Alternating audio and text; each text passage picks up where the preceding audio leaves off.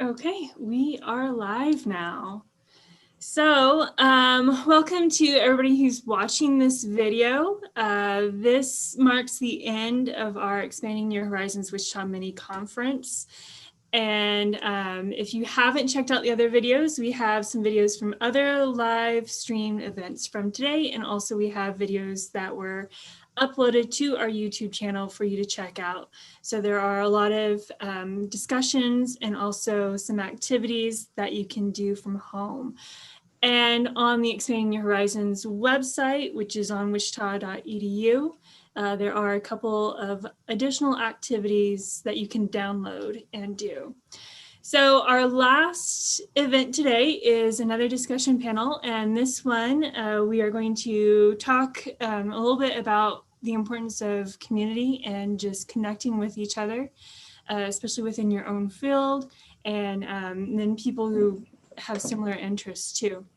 So we are going to go around really fast, and I'll just call on people on the screens, and you can say who you are, where you work, a little bit about what you do as part of your work.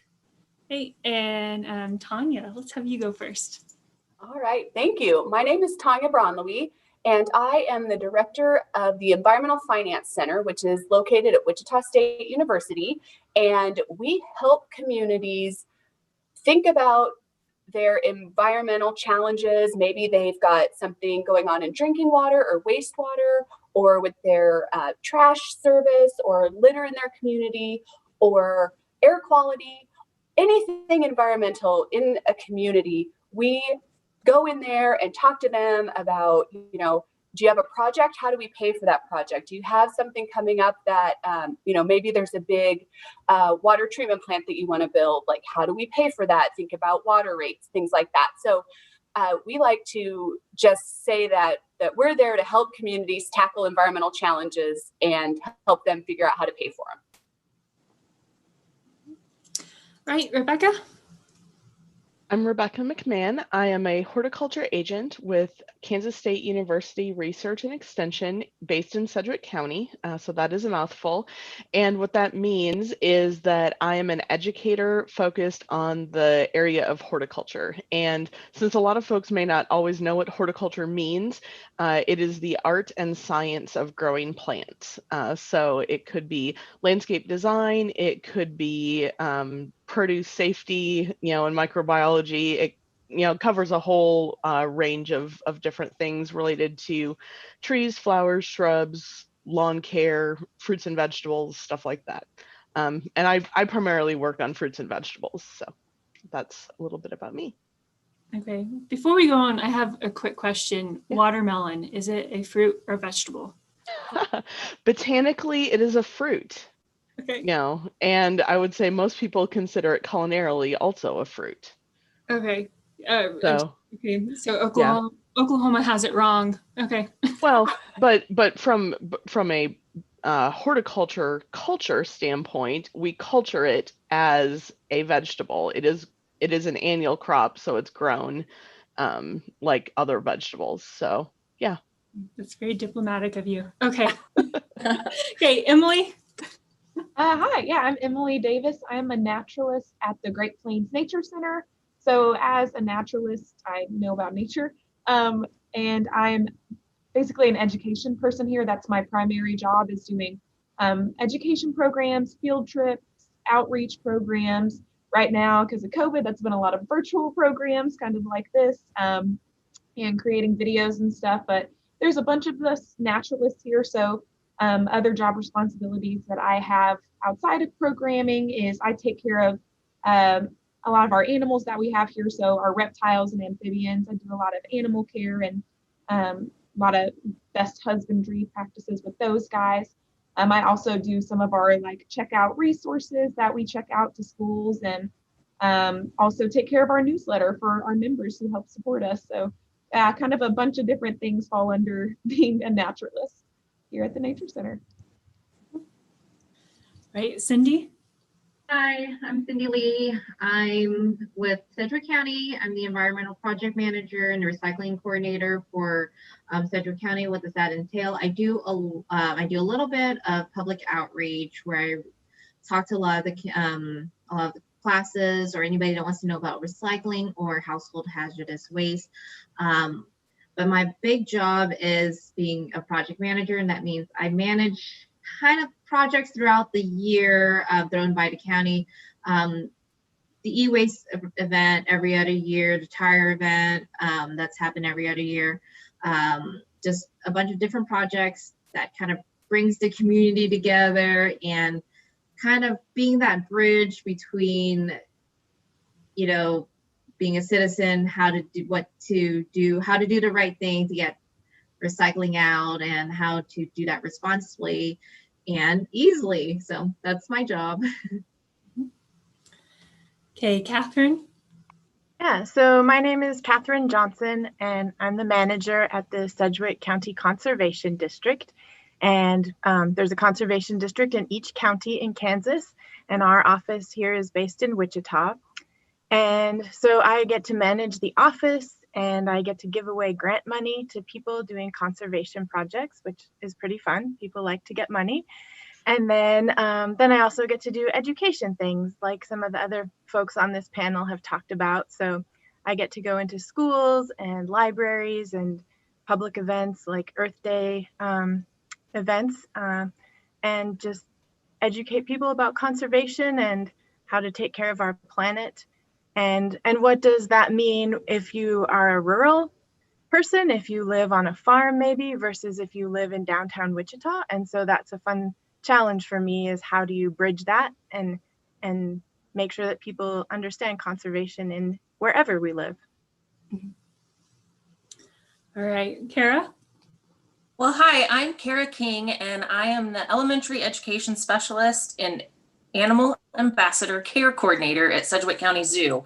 So I think that the length of my title can kind of let you know that my job is complicated. I work with elementary age students primarily, doing environmental education and conservation work with them. Everything from homeschool groups to field trip groups to a casual visitor that you see in the zoo, working with them on increasing their knowledge about animals and nature. And then I also get to coordinate the care of the animal ambassadors. Those are the animals that go out on program that travel to help further that conservation message that we have at Sedgwick County Zoo. So I love it because there's always a fire to put out, and I'm always staying really busy and learning new things every day. I think that's one of my favorite things about my position right now. And it is busy. Mm-hmm.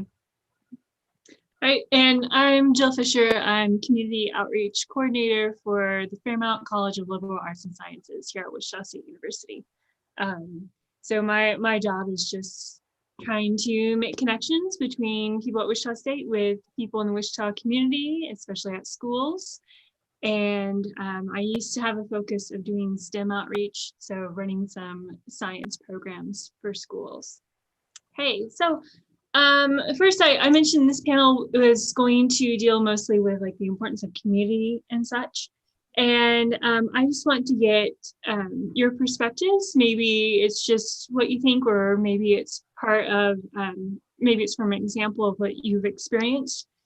But why is it important to connect and network with other people and have discussions with others, whether it's whether it's related to your job, or maybe it's just other people that are in somewhat similar roles?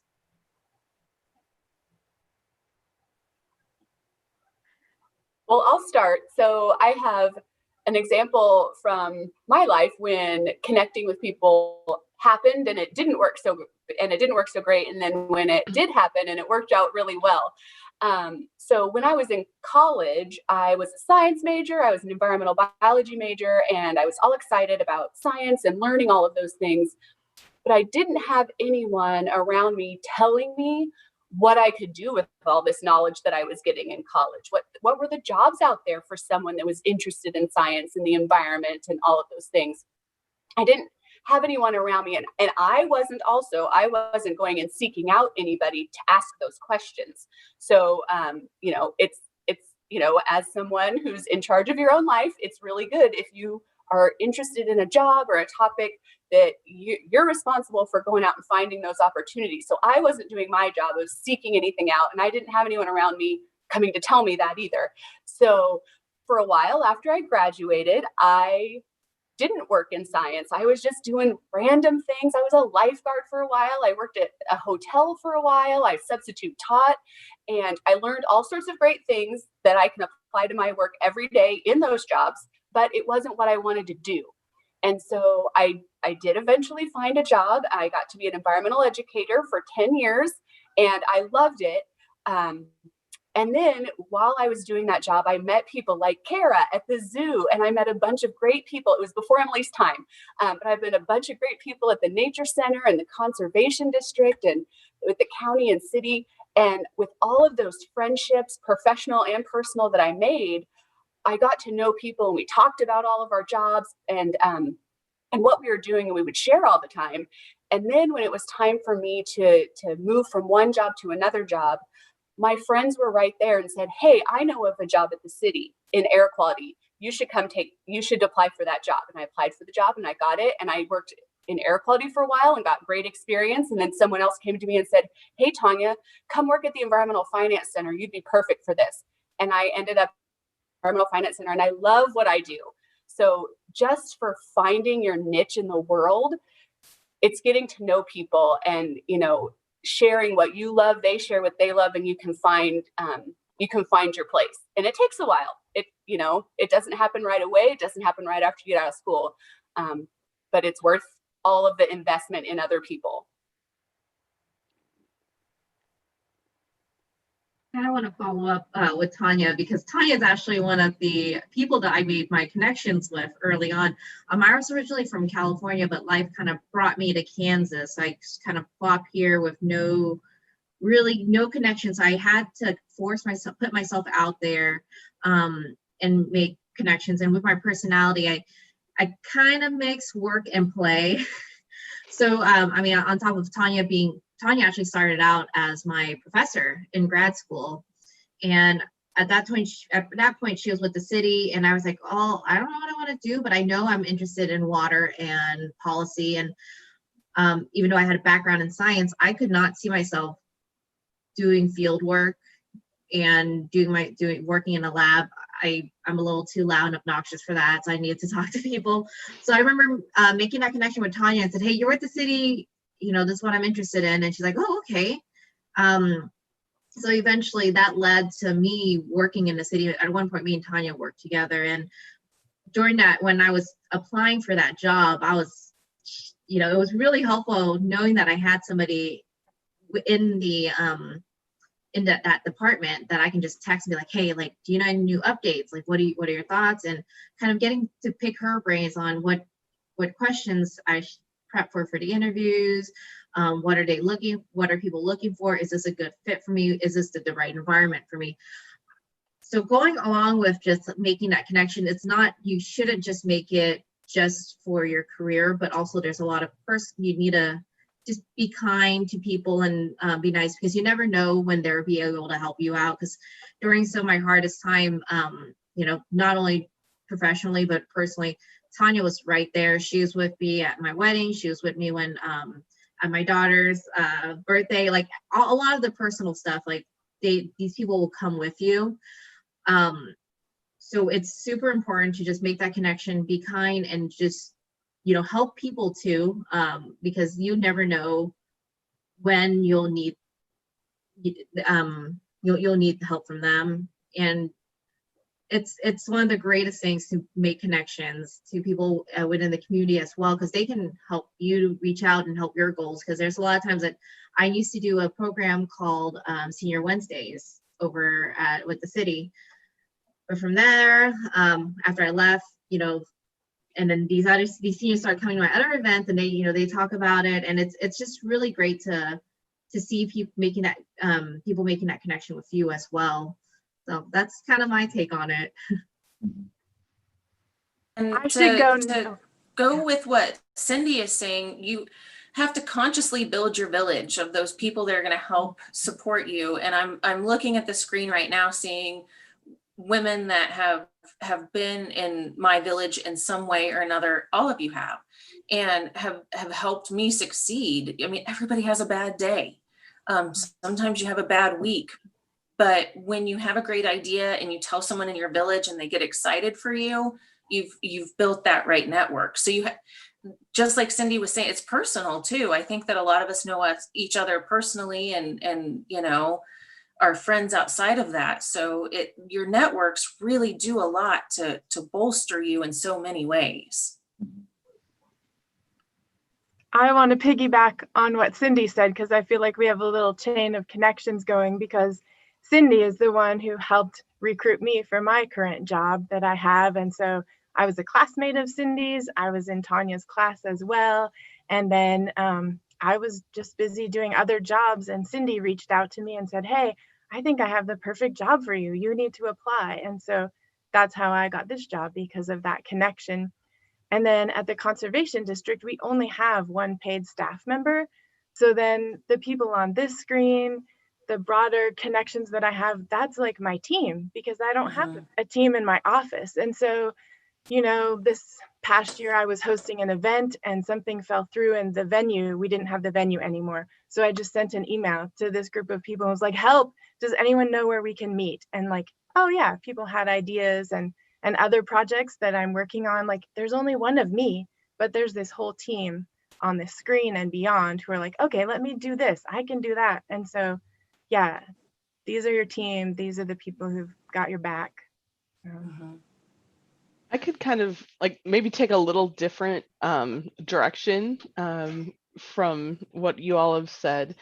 I remember when I first started in my job, you know, back 12 years ago now, which seems absolutely crazy. Tanya and I were in the same office at that point. And, you know, I was still fairly young, you know, had a little bit of job experience out of college, but I came, you know, moved to Wichita and was, you know, tasked with educating about horticulture, and started seeing like all these opportunities, you know, community gardens that needed more resources, people that wanted to have a garden but didn't have a spot to garden, people that had a spot to garden but didn't have water access, you know, and you start seeing, you know, like you could just do the bare minimum and teach a class, but you eventually start seeing all these connections, you know, and all of these opportunities. And I remember, this is my son Leo. I remember, you know, as a fairly new agent, you know, within the first 2-3 years, seeing all these opportunities, and it's easy to get so frustrated because you want to fix them. You want to make a difference, you want to make progress, and you can't always do that right away, you know. And so you both need other people with experience and perspective to say, you're going to get there eventually. It just takes time. But then what I've found really interesting is, you know, the last 3, 4, 5 years, you know, have I solved all those problems? No, I haven't. But what's happened is I've met enough people along the way and said, hey, I have this idea, or I see this problem, or, you know, how can we make this connection? And things start to fall into place. You know, so by putting in the work, not just, you know, doing the bare minimum, you know, teaching your classes or whatever you have to do, but by building those connections and thinking critically about how can these things work together in our community, then you're able to, you know, capitalize on those relationships and connections that you've developed over a long period of time, so that all of a sudden, instead of just teaching the same old classes every single year, now you have the community partners to write a grant and get a grant and build something new and different and get more people involved and things like that. So like that's really what I've found is the most exciting, is when you've put in all of that work, not only does it have the personal benefits, like so many of you have mentioned and that are so critical, but you actually can do more down the road. Yeah, I would agree with Rebecca. You can definitely do more when you have that community behind you that's supporting you, making those partnerships, like even just partnering with the school districts around you. Like we've partnered a little bit with USD 259, and that's made a whole world of difference in being able to reach out with others. But I know, like, I'm still relatively new to my field, so I've been just working here about 2 years, still pretty young in my professional career. And I know for me, whenever I started out, I needed a lot of confidence built to make me more confident in what I was doing, because I love what I do, but that doesn't necessarily mean that you're always doing it to the best of your ability, because you just need other people to teach you, because other people know better than you do and they have different perspectives and ways of looking at things. But I kind of had a hard time making connections with other people because I just can be like a little sheltered and kind of introverted. So one of the easiest way for me is to find a community and find resources that would help me do my job better and reach out and partner with other people was actually professional organizations.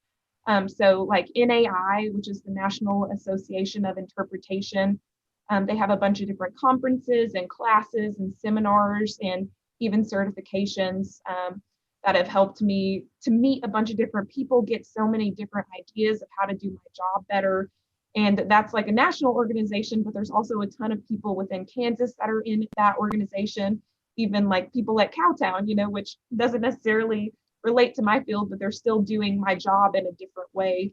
And then organizations like CASE, which is the Kansas Association of Conservation and Environmental Education, I think, right, Kara? Yeah. Yes. And so that's another organization that really just helps you make connections with people and learn how to do your job better too. So those different kind of community partnerships can also help out a lot. And I don't know where I would really be without them. It's changed the way that I do my job drastically, and I feel a lot better about the job that I do too. So those are kind of, I guess, easier ways to find a connection with your community if you're struggling to meet like specific people like these ladies here. Yes, and I kind of go along with that too, like with the whole building confidence and such. A lot of my job entails like reaching out to people and asking for help, constantly asking for help, asking for volunteers. And sometimes it is just a cold call, and I see somebody's name and I reach out to them. But really like having that community of other people and networking through the people that that helps so much better, because they'll help put you in touch with people that they know will help out. And then also sometimes that way you can say their name too when you're reaching out to somebody. It's really helpful. And so a lot of us, actually all of us, we all do a lot of outreach and a lot of education. And I think a lot of times when people think about going into STEM or studying science, they don't realize all these other jobs that involve community building and outreach and connections with people. Did you know that you wanted to go into this, or did it just come about? Maybe through Tanya. Tanya introduced all of us to our jobs. For me, it was sort of a happy accident that I began work as an environmental educator at the zoo. I went to K-State and got a degree in park management and conservation, which was great. But then I came back to Wichita and there was not a lot of forums for that background. So like Tanya, I did some substitute teaching and odd jobs. But then I happened to see an ad for the zoo as a receptionist, and that was better than working retail late at night. And it was a professor that I had been with at K-State who was now a curator at the zoo here in Wichita. And she knew my background. So that network was set up before I even knew it. And so I often say that I'm living a dream I never even knew that I had. I thought I was going to be working in a fire tower by myself, not having to talk to anybody, watching for wildfires. And here I am talking to hundreds of, well, in normal times, hundreds of kids, you know, each day. And so I really appreciate the fact that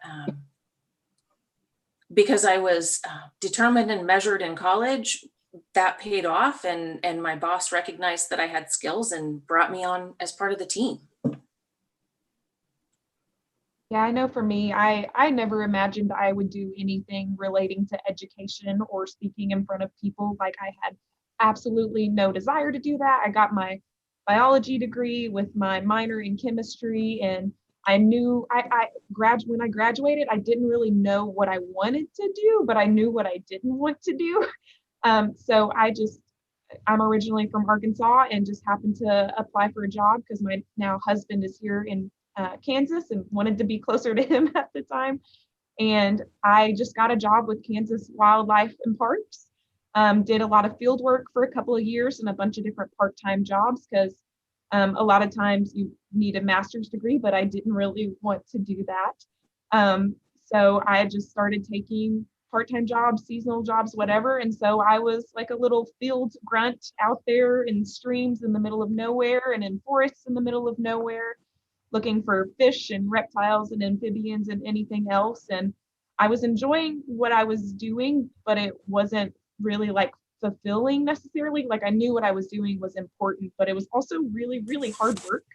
And I was exhausted every single day at the end of it.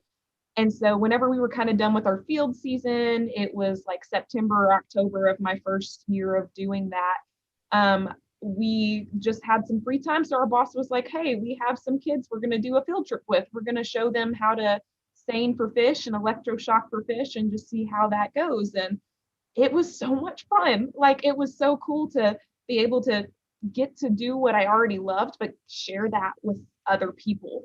And that's what I found really fulfilling about it, was getting to share what I love with other people. And so that's when I kind of started looking more into the education part of it. So still for a couple of years did field work, but I just started volunteering at the nature center. I was like, hey, I think I would like to work there in the future. They have animals, which I love.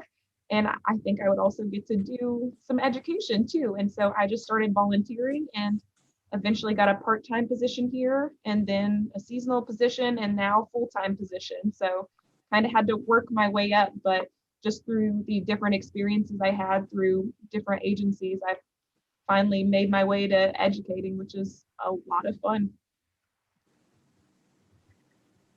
Yeah, for me, I touched a little bit upon it earlier. Like, I knew I was going into a science background, but I didn't want to do the stereotypical jobs after graduation of working in a lab or in the field. I knew I wanted to go into management, and I wanted to go in policy. So I kind of started out working with the city doing groundwater remediation, and that entailed public education, but I knew I couldn't do it. I knew I couldn't do, personally for myself, I couldn't do education as a full-time thing, but parts of bits of pieces is a good fit for me.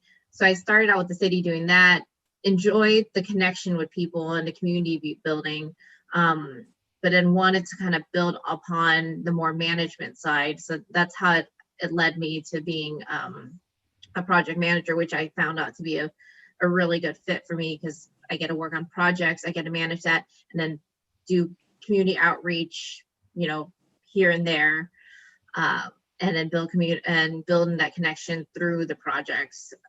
So I guess what I'm trying to say is sometimes, like, your dreams change, kind of like what Kara's saying. You might have had thoughts about being something when you were younger. When I was younger, I thought I wanted to be a pharmacist. Then got into college, took some classes, and really felt like that wasn't a good fit for me. And then changed and kind of fell into these roles that I'm filling, and that's been good for me. And the more I grow in these roles, the more I realize what I really, my end goal, or not my end goal, but what I really like doing is the management side. So that's kind of where my career has been kind of leading towards. So. Mm-hmm. Mm-hmm.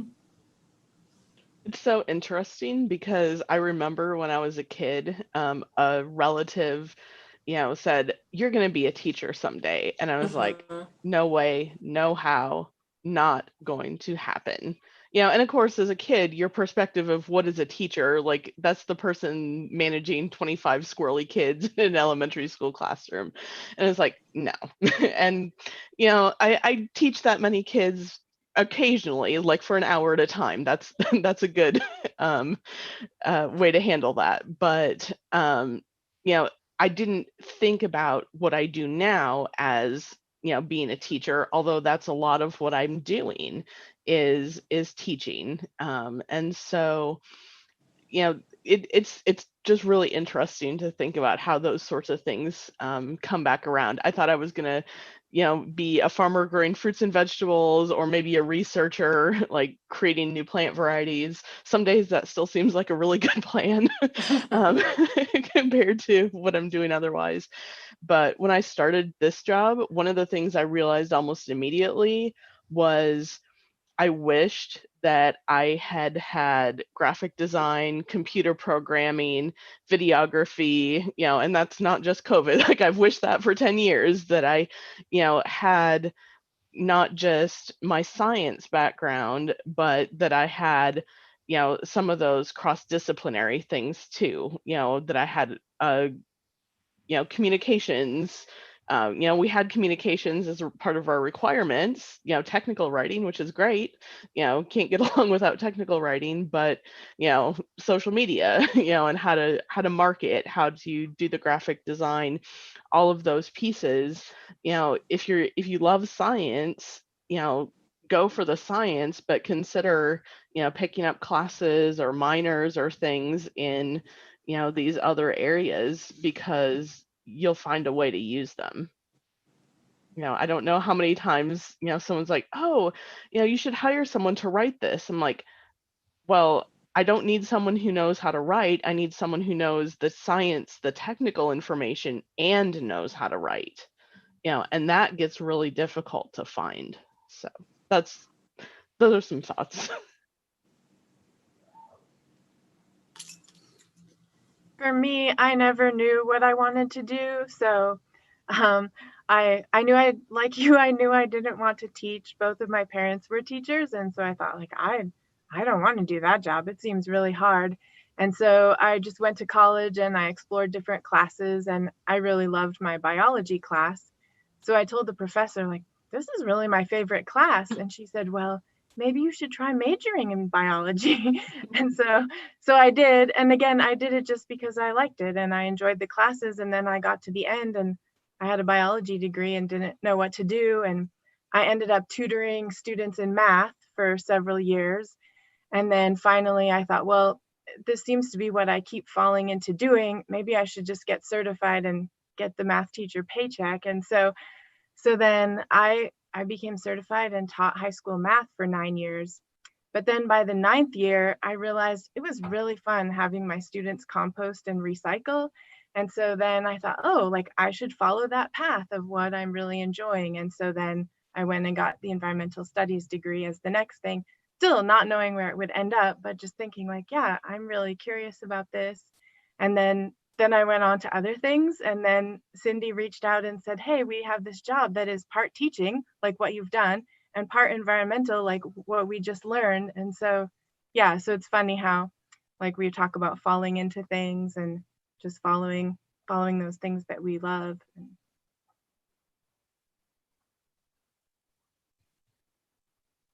Hey, so a few of you have already mentioned, especially with the work that you do, just how COVID has impacted your work.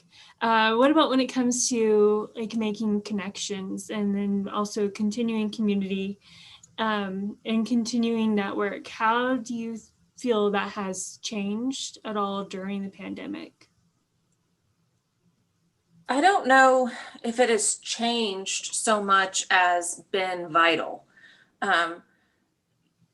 We scrambled. I mean, the things that we do at the zoo are so based on your senses: touch, smell, I said that already, but they were so important, and we suddenly had some of that taken from us by the virus. And so we had to talk with other educators, and we had to learn how to do this together.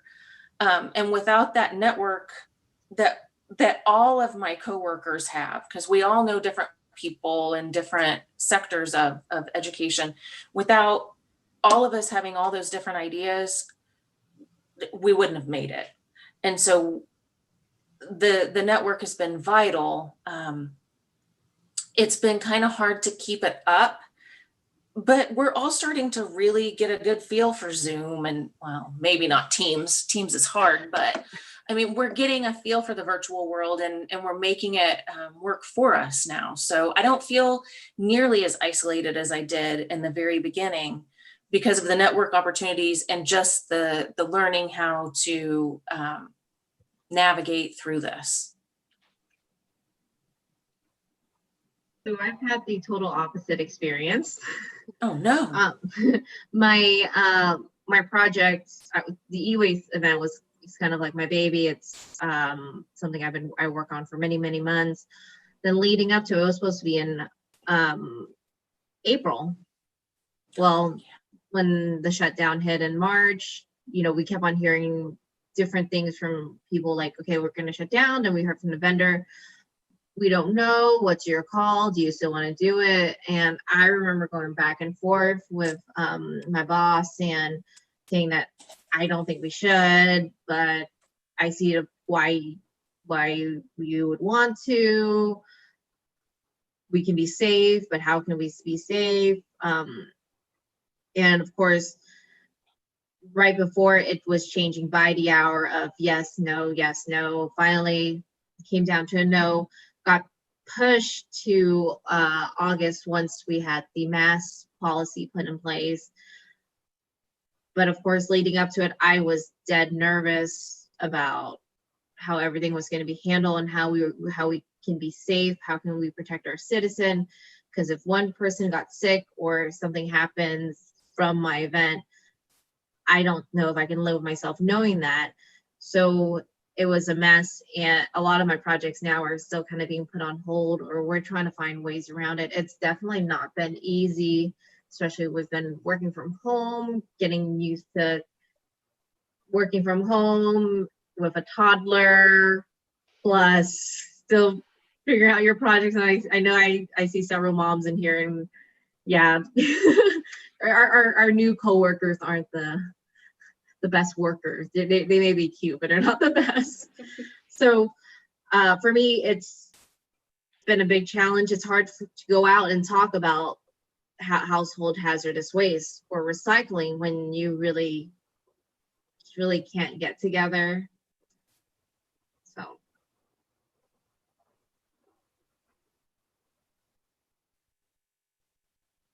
Yeah, I guess my experience has probably been more like Kara. Well, I guess it depends on the programming. Because obviously there's some programming that I used to do that I can't do anymore because of not being able to be around people. But one of the programs that I have, a science competition, our network of people from the different states, we have been talking nonstop on Facebook for several months now about how to go forward with our competitions. And each of us try a little experiment, see how it works out, and then we share with each other how it worked, whether it's holding a science competition all virtual or just different ways to still recruit and help our coaches and teams to come back into that science competition.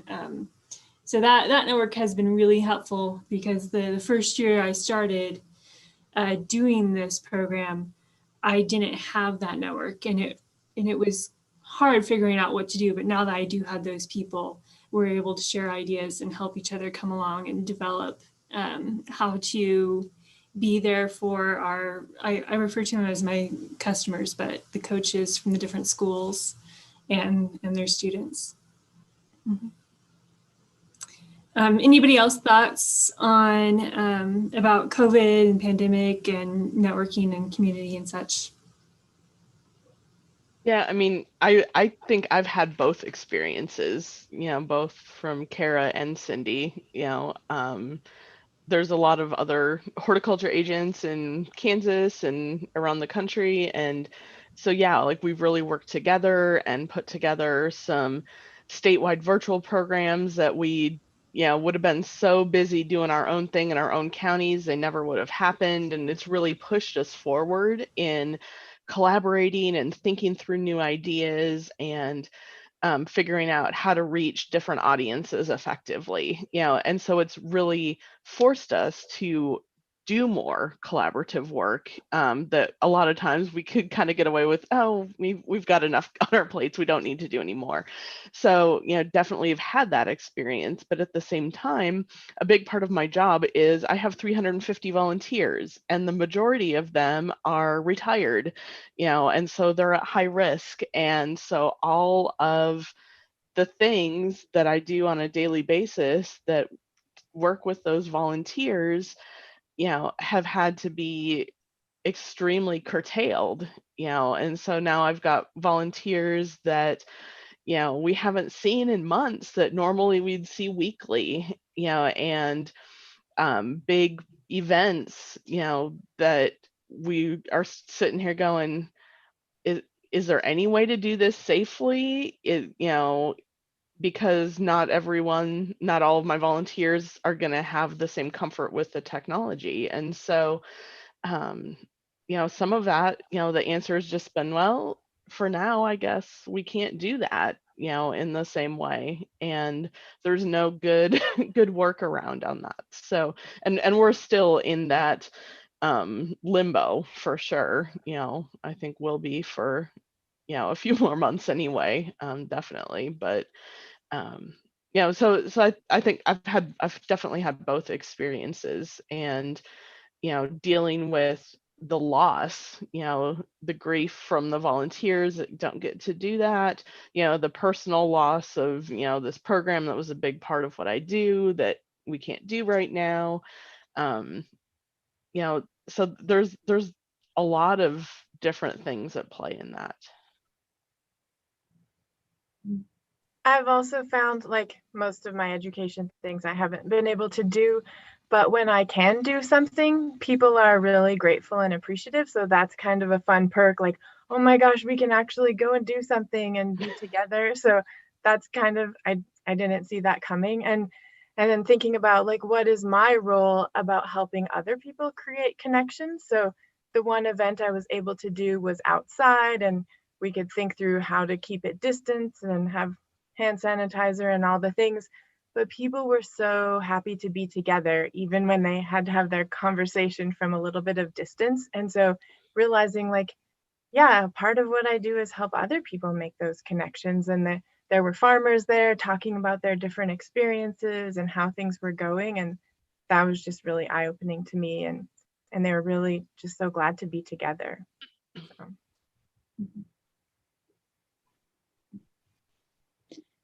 So I think a few of you have mentioned some of the groups where you get support from and information. How did you come across finding those groups or joining those groups? Some have been some professional organizations, some have been other ways, but yeah, just how did you find those groups, and maybe what kinds of groups are they, whether they're professional or just some type of community of similar people? Well, one of the groups that, during COVID and even before that I was finding the most joy in getting together was actually just the group that a few of us just decided, there are a group of us ladies who work in science and we need to get together and just talk every once in a while, share about what we're doing, because we know there's ways that we could professionally partner together, or maybe there's just something fun that we could all do together, whether it's a fundraiser, help with a fundraiser or whatever it was. So we just created this group and we started just doing lunches. Actually, a lot of the ladies on meeting are in that group, and started out just lunches. And at first it was just a couple people.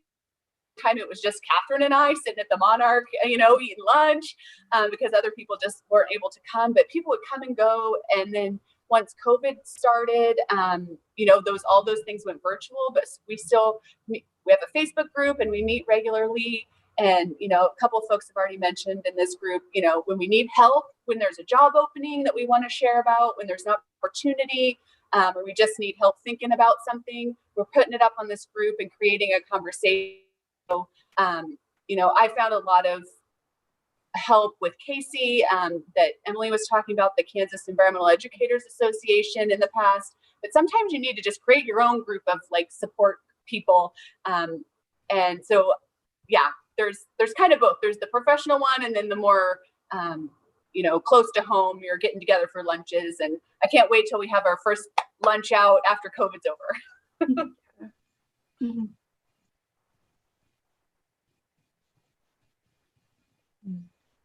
Anybody else want to share about their groups, what kinds they are, how you found them? So I mentioned a couple of mine earlier, so Casey again, and then NAI, and those two, I had never even heard of either of them, obviously, until I got into this field. And it was luckily just because of my coworkers, since there's a bunch of us naturalists here, that I had heard about those organizations, especially National Association of Interpretation. I didn't even know what interpretation was as a job field. So that was very, very new for me. But basically just interpreting the heritage of your site to your audience is basically what it is. And so, I just heard from the people around me. And so some of it could be your own little personal group that you've made, but some of them could be your coworkers who have been there longer than you, that know about these professional organizations that could help you out. And remember, just because you haven't heard of them before or it's new or different, don't be scared, because I think we've all been there of I don't know if I want to go to this conference or, go to that group meeting because I don't know what it's all about. But then you go and you find all these like-minded, like-interested people, and it's the best thing you've ever done. Yeah, I'm actually part of another group. I'm a part of Tanya's group that she mentioned, which I really want to thank Catherine for putting together, because I think she was a little lost after I kind of told her about this job where I was like, just join, you'll be fine, you'll find people. So she found, she kind of put a bunch of us together, and then, kind of like a spider web effect. We're like, okay, you come here, come, let's just have lunch, sit down. Another group that I'm part of is the Wichita Clean Stream group, which is led by Becky Lewis. She's kind of an amazing human being. Kind of wish she was here today because she's done so much, and she's somebody that have just kind of pulled like-minded people and also kind of help grow young girls. So that kind of started with us being interested in water quality and wanting to do events around the community, fun events, nothing too stressful.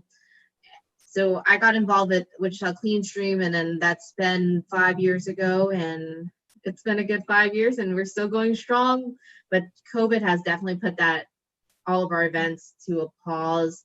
So hopefully once everything's fine, we'll get to do lights on the river and the river cleanups and painting murals downtown again.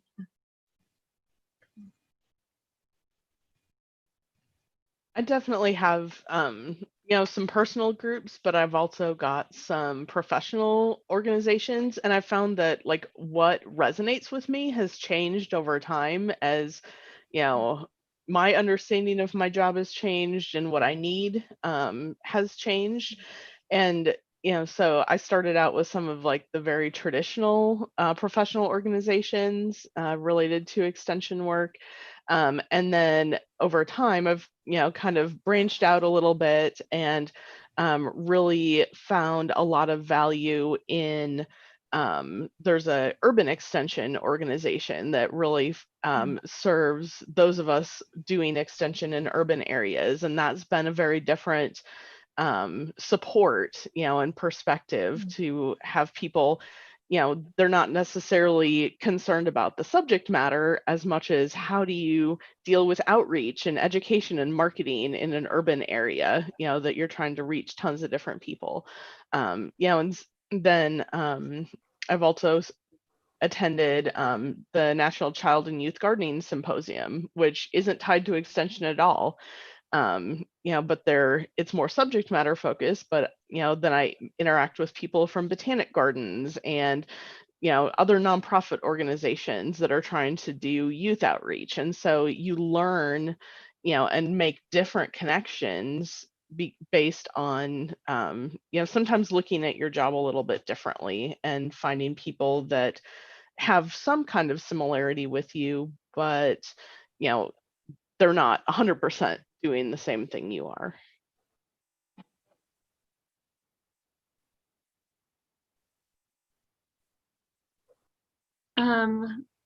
Do any of you have any any other questions for the group, or do you have any type of insight that you think would be really helpful too for the people that are viewing or the people participating in this too?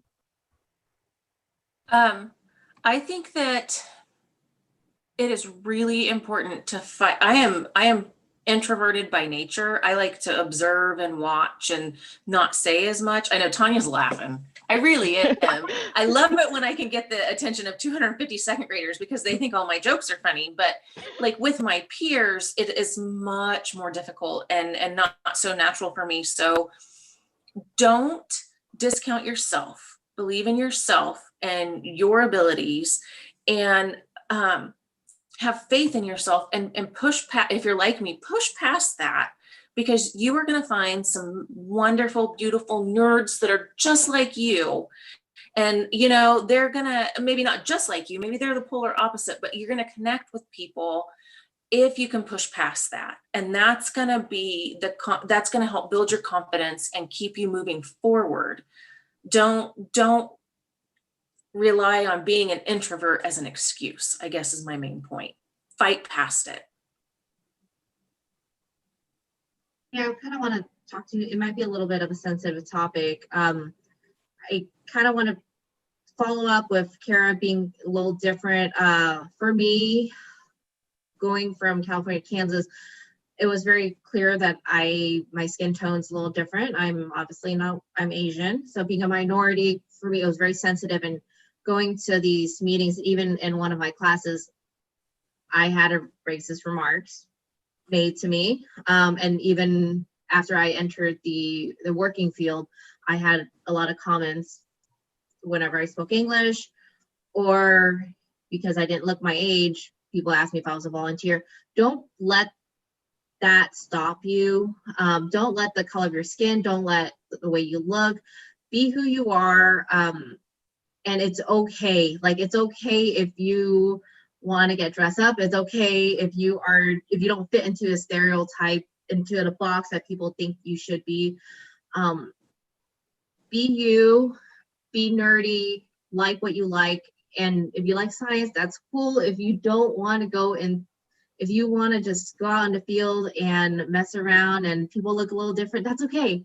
Just put yourself out there. Just put yourself out there and find cool people and talk to them. And if there are jerks, call them out on it.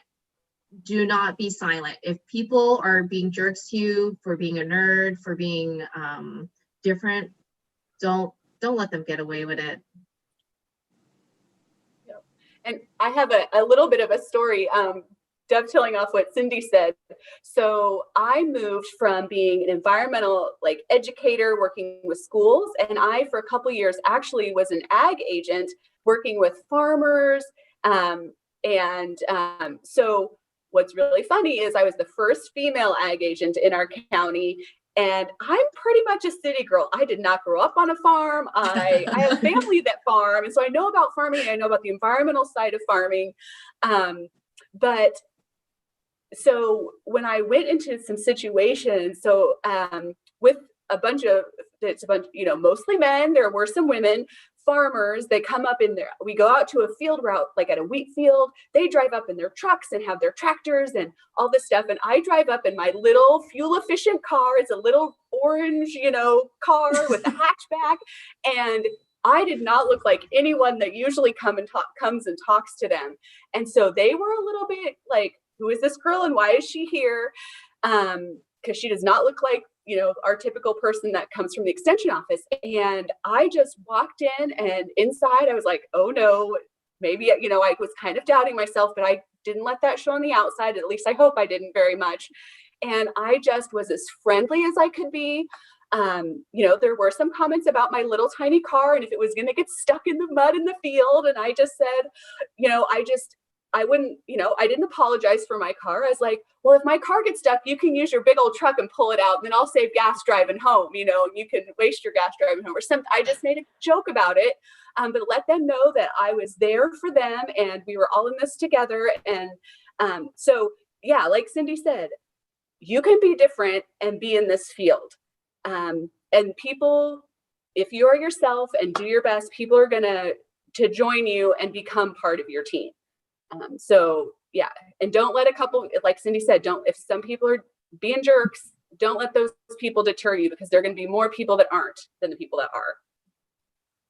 And I kind of just want to go back to Tanya. I remember when I saw Tanya teaching my class, or actually getting to know her, I was like, she's kind of not the stereotypical environmentalist that I see. And it's kind of really refreshing, because she came in when I first known her, she was wearing heels, she was in dress pants, she was looking glamorous. And I was like, you know what?